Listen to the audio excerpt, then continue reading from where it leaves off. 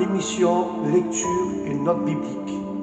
Et aujourd'hui, avec la grâce de Dieu, nous allons parler d'une note que j'ai pu trouver dans le Proverbe 18-21.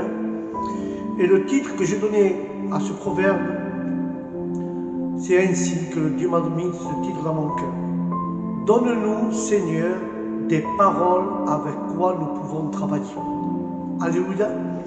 Et la Bible déclare dans le Proverbe 18-21, sur cette lecture, et nous lisons la parole du Père, du Fils et du Saint-Esprit, la parole de Dieu dit ainsi: la vie et la mort sont au pouvoir de la langue. Quiconque l'aime en mangera les fruits. Ce qui sort de notre bouche a une puissance et il ne faut pas mépriser cette vérité de la parole de Dieu. Certaines personnes ont dit: oh, ces chrétiens de foi exagèrent avec la confession, ils vont trop loin. Alléluia. Ce proverbe, frères et sœurs, nous parle de beaucoup de personnes qui ont causé leur propre mort ou celle d'un autrui par un langage faux et injurieux. Alléluia. En effet, frères et sœurs, la parole de Dieu qui va trop loin dans ce cas est aussi vrai que le salaire du péché est la mort, mais aussi vrai que la vie et la mort sont au pouvoir de la langue. Alléluia.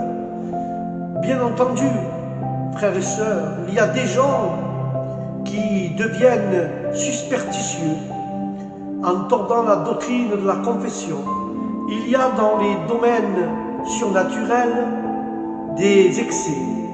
Et si nous devions arrêter à cause de cela, de croire à la puissance de Dieu, nous n'en serions plus, nous ne serions plus des croyants. Ce n'est pas parce qu'il y a des excès qu'il ne faut pas croire. Il faut arrêter, et ça, les excès vont nous faire arrêter de croire aux choses de Dieu.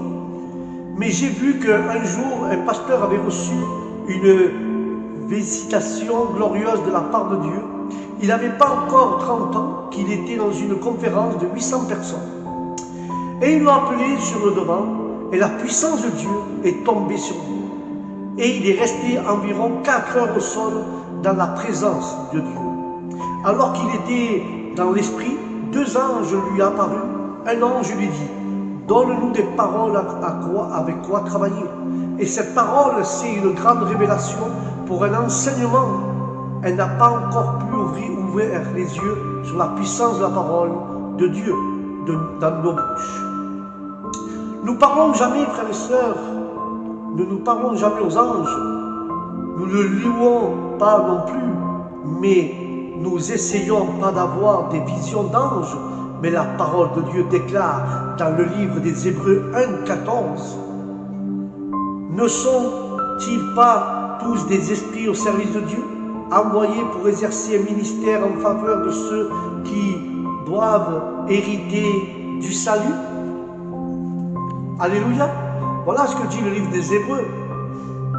Et ceci nous parle de nombreux juifs avaient un respect superstitieux ou idolâtre pour les anges parce qu'ils avaient reçu la loi et d'autres nouvelles de la volonté divine par leur ministère.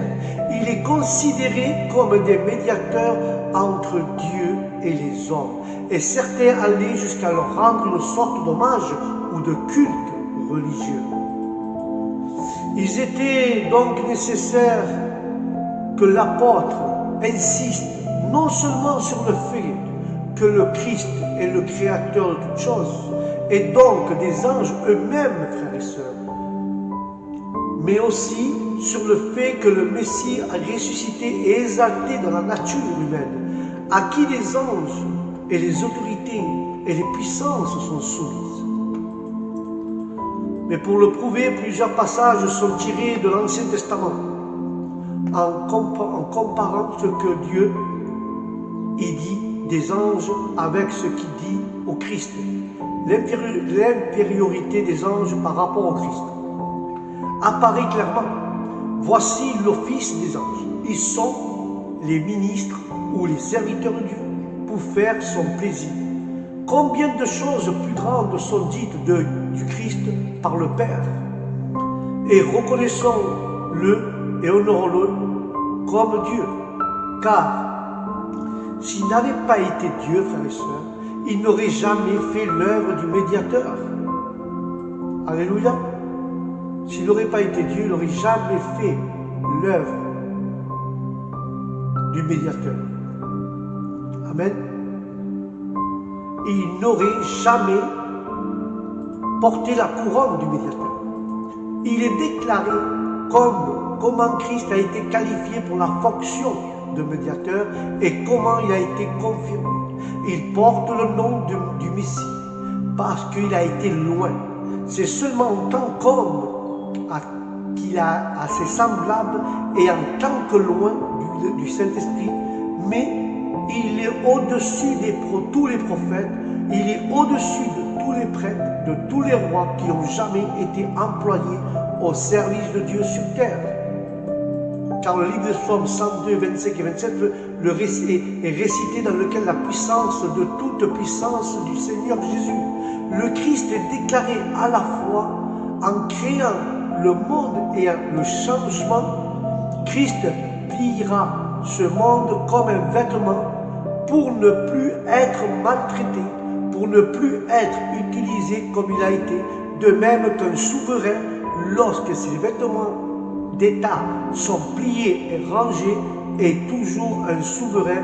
Ainsi notre Seigneur, lorsqu'il a mis de côté la terre et les cieux comme un vêtement, sera toujours le même au nom de Jésus de Nazareth.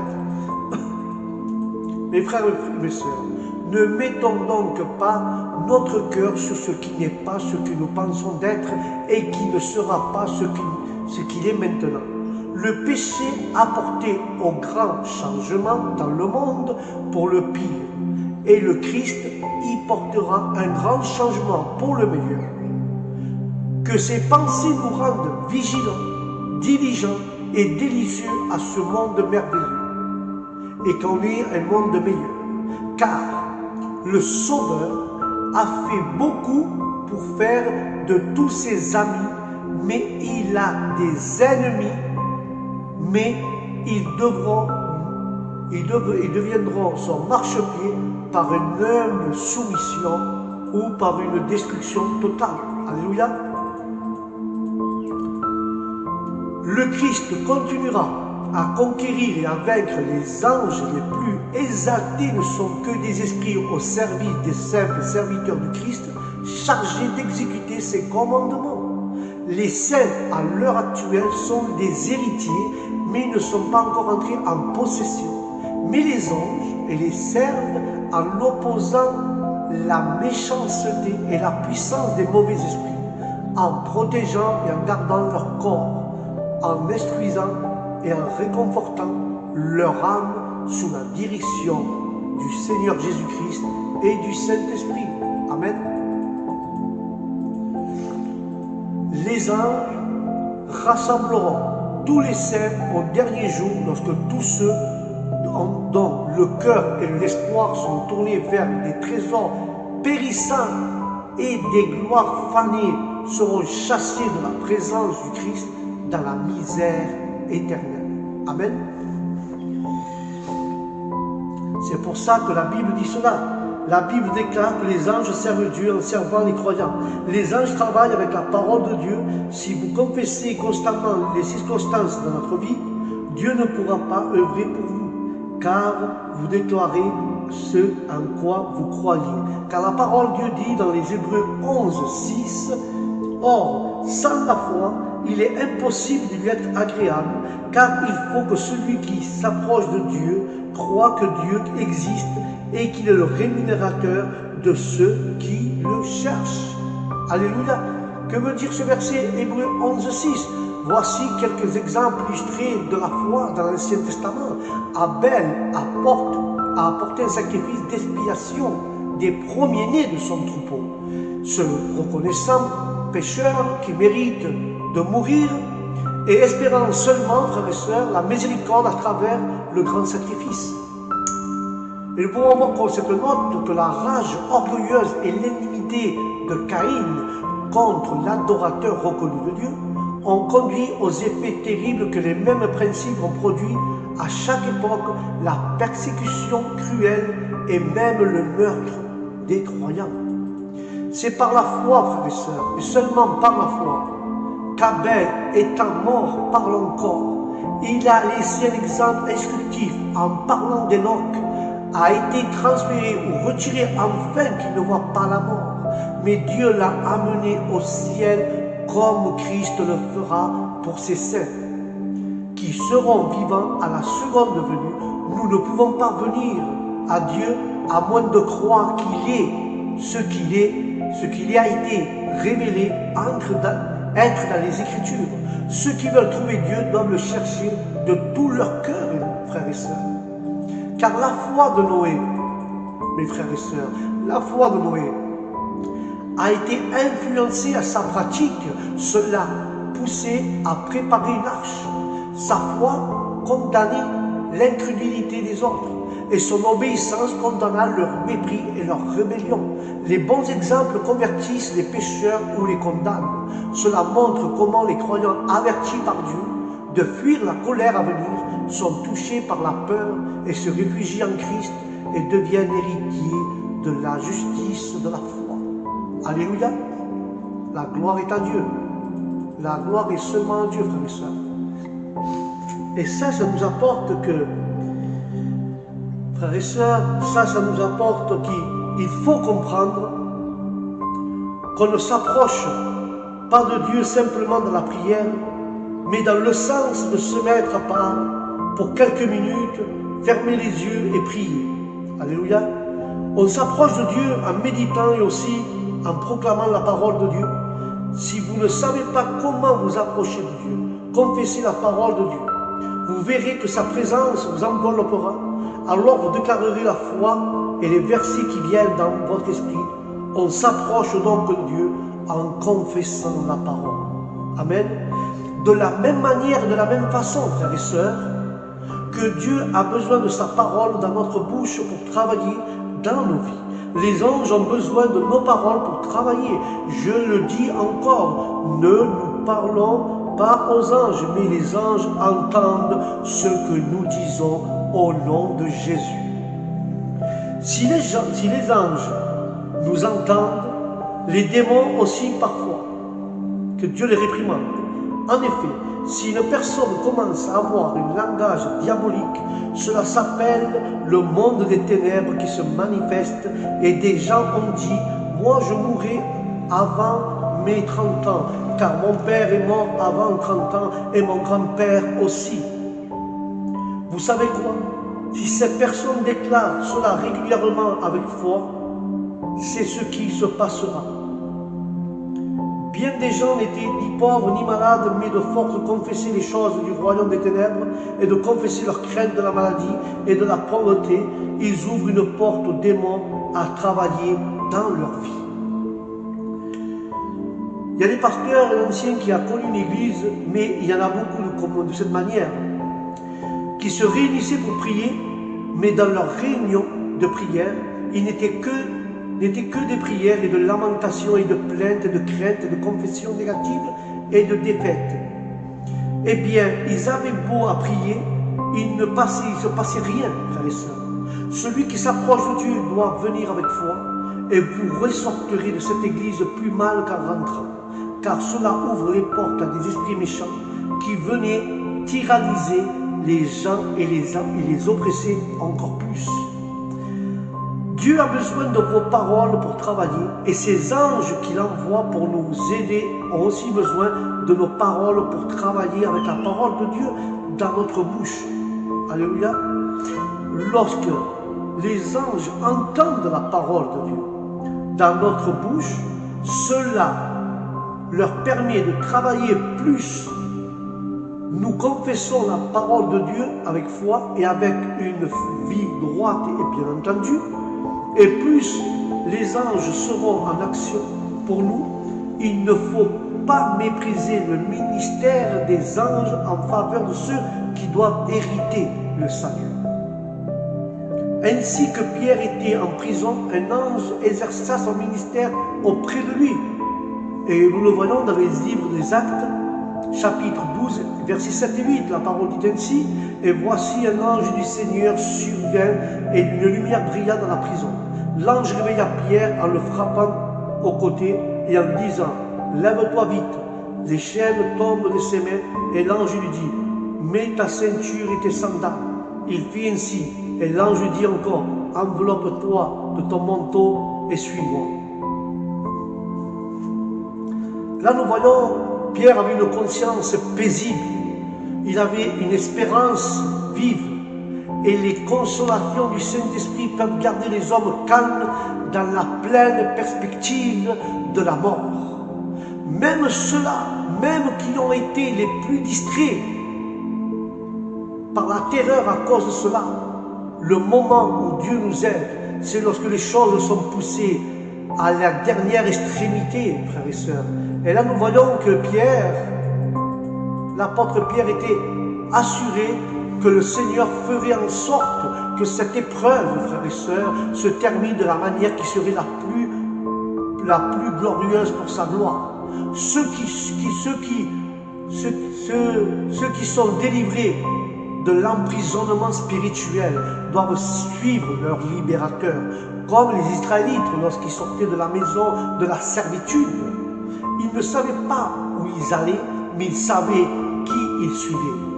Lorsque Dieu œuvra au salut de son peuple, toutes les difficultés sur son chemin seront surmontées, même les portes de fer s'ouvriront d'elles-mêmes. Alléluia. Qu'est-ce qu'il est grand, notre Seigneur, béni soit son nom. Mais cette délivrance de Pierre représente notre rédemption par le Christ, qui non seulement proclame la liberté aux captifs, mais il les fait sortir de la prison. Pierre, lorsqu'il se ressaisit, comprit quelle grande chose Dieu avait faite pour lui. Ainsi, les âmes délivrées de l'esclavage spirituel, ne se rendent pas d'abord compte de ce que Dieu a opéré en elles. Mais beaucoup ont la vérité de la grâce et veulent en voir la preuve au nom de Jésus. Mais quand viendra le consolateur que le Père enverra, tôt ou tard, frères et sœurs, il leur fera savoir quel changement béni, et le changement qui va être de bénédiction, et le changement de bénédiction et qui va s'opérer dans ta vie et dans ma vie au nom de Jésus de Nazareth. Et c'est pour ça, dans ce livre, dans les chapitres des Actes, Dieu peut nous protéger en envoyant ses anges, frères et sœurs. Certains ont même exercé l'hospitalité à des anges sans le savoir. C'est ce que nous dit la parole de Dieu. Alors, frères et sœurs, que nous déclarer que la parole de Dieu vous permettez au royaume de Dieu, au monde angélique, de travailler en notre faveur et avec votre faveur. Dieu parle et tout se soummet à sa parole, frères et sœurs. Dieu nous a donné sa parole pour que nous puissions créer dans notre maison et dans notre vie une atmosphère de foi. Un endroit où règne sa parole. J'aime quand l'onction vient sur moi alors que je suis dans mon salon ou dans ma salle à manger et que je commence à proclamer la parole de Dieu qui sort de mon esprit en ce moment. Là, je sens la présence de Dieu autour de moi, mais ce n'est pas le genre de présence de frisson, non. C'est comme si les mots de la parole de Dieu sortent de ma bouche, devenaient vivants. Mais alors, vraiment comme quelque chose de vivant, que je pouvais presque toucher autour de moi. C'est comme vraiment merveilleux, c'est vraiment merveilleux de sentir la vie qui se trouve dans la bouche de notre Dieu. Alléluia. Quoi que vous ressentiez et quelles que soient les circonstances, déclarer la parole de Dieu, tout pourrait s'élever pour que vous puissiez pas déclarer la parole de Dieu. Mais c'est justement là qu'il faut la déclarer. Ils se lèveront des obstacles pour que tu ne puisses pas déclarer la parole de Dieu. Mais Dieu nous aidera pour que la parole soit déclarée. Car le livre de l'évangile de Jean, chapitre 1, verset 1 à 5, qui dit « Au commencement était la parole, et la parole était avec Dieu, et la parole était Dieu. Elle était au commencement avec Dieu.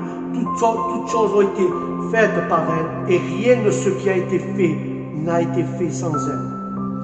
Elle était la vie, et la vie était la lumière des hommes. La lumière, lui, dans les ténèbres, et les ténèbres ne l'ont pas reçue. » Le livre de Jean, de l'évangile de Jean nous parle pour la raison la plus évidente pour laquelle le Fils de Dieu est appelé. La parole semble être que le même que nos paroles expliquent notre pensée aux autres.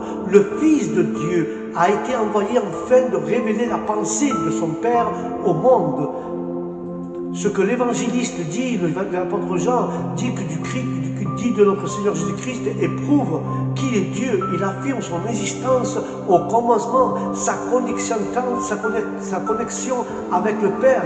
La parole était avec Dieu. Toutes choses ont été faites par lui et non comme un instrument. Sans lui, rien de ce qui a été fait depuis l'ange le plus élevé jusqu'au ver le plus méchant n'a été créé. Cela montre à quel point il était qualifié pour l'œuvre de notre rédemption et de notre salut au nom de Jésus. Car la lumière de la raison ainsi que la vie des sens dérive de lui et dépendent de lui. Cette parole éternelle, cette vraie lumière brille, mais les ténèbres ne la comprennent pas. Prions sans cesse, afin que nos yeux s'ouvrent pour contempler, frères et sœurs, cette lumière, afin que nous puissions marcher et nous devenons ainsi sages pour le salut par la foi en notre Seigneur Jésus-Christ. Amen. Mais le livre de Romains dit ainsi, frères et sœurs, que dit donc? La parole est près de toi, dans ta bouche et dans ton cœur. Or, c'est la parole de la foi que nous prêchions. Alléluia.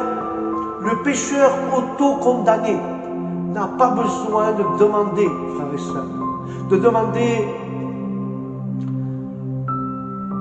comment cette justice peut être trouvée. Comment cette justice peut être trouvée lorsque nous parlons de regarder Christ et de recevoir, et de le recevoir, et de nous nourrir de lui. Ce n'est pas Christ au ciel, ni Christ dans l'abîme que nous voulons dire, mais Christ dans la promesse. Christ en fait dans la parole la justification par la foi. En Christ, c'est une doctrine claire. Il est porté à l'esprit et au cœur de chacun d'entre nous, le laissant ainsi sans excuse pour son incrédulité. Si un homme confesse sa foi en Jésus en tant que Seigneur et Sauveur, frères et sœurs, des pécheurs perdus y croyaient réellement dans son cœur que Dieu l'avait ressuscité des morts, montrant ainsi qu'il avait accepté l'expiation. Il devrait être sauvé par la justice du Christ, qui lui est imputée par la foi. Mais aucune foi ne justifie, ni elle n'est pas impuissante pour sanctifier le cœur et régler toutes ses affections par amour du Christ. Nous devons consacrer et abandonner à Dieu nos âmes et nos corps. Nous devons abandonner cela, frères et sœurs. Nous devons abandonner notre âme et notre corps, nos âmes en croyant avec le cœur et nos corps en confessant avec la bouche. Le croyant n'aura jamais lieu de se repentir de sa confiance et sa confiante dans le Seigneur. D'une telle foi, aucun pécheur n'aura honte devant Dieu. Il doit s'en glorifier devant les hommes. Alléluia. Et je vais conclure avec cela, frères et sœurs, pour la lecture et une note biblique. Je finis avec 2 de Corinthiens 4:13. Et comme nous avons le même esprit de foi qui est exprimé dans cette parole de l'Écriture, j'ai cru, c'est pourquoi j'ai parlé. Nous aussi nous croyons, et c'est pour cela que nous parlons. Alléluia. La grâce de la foi, frères et sœurs, est un remède efficace contre l'évanouissement dans les moments difficiles. Ils savaient que Christ était ressuscité et que sa résurrection était pour eux un acompte et une assurance de l'espoir de cette résurrection. Cette résurrection, frères et sœurs, nous encouragera dans un jour de souffrance il nous placera au-dessus de la peur, au-dessus de la peur de la mort. De plus, leur souffrance était au profit de l'Église et à la gloire de Dieu. Alléluia. C'est ça que nous devons faire. Nous devons faire attention, frères et sœurs, de toutes ces choses, qui peuvent nous faire tomber. Mais toutes ces souffrances que nous passons, frères et sœurs, toutes les souffrances et cette peur, de plus, nos souffrances étaient au profit de l'Église et à la gloire de Dieu, mais les souffrances des ministères du Christ, ainsi que leur prédication, frères et sœurs, et leur conversion sont pour le bien de l'Église et à la gloire de Dieu. La perspective de la vie éternelle et du bonheur était leur soutien et leur réconfort, frères et sœurs.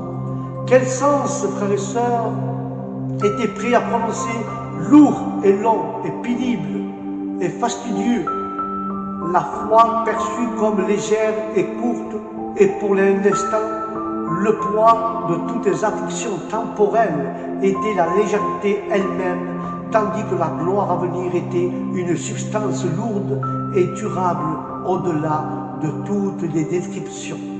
Amen.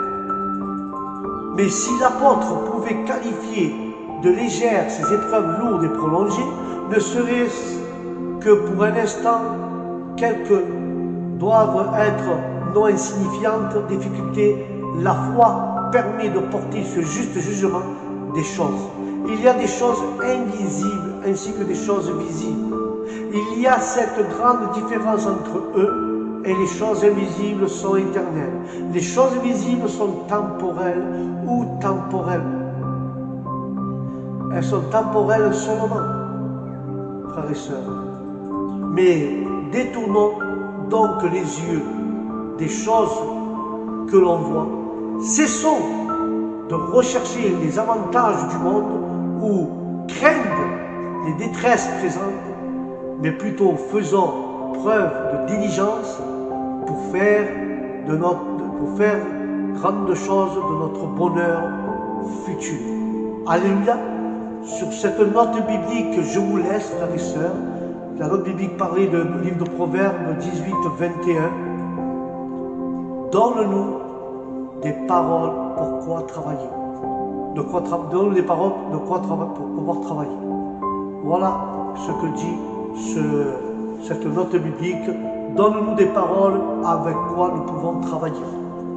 Voilà mes frères, je vous laisse avec cette note biblique du jour. Que Dieu vous bénisse, que la paix de Dieu soit dans votre âme et dans votre esprit. Et je vous dis au prochain programme lecture et note biblique, je vous dis que Dieu vous bénisse grandement chez vous et à toute votre famille. Et je vous dis au prochain programme, Shalom.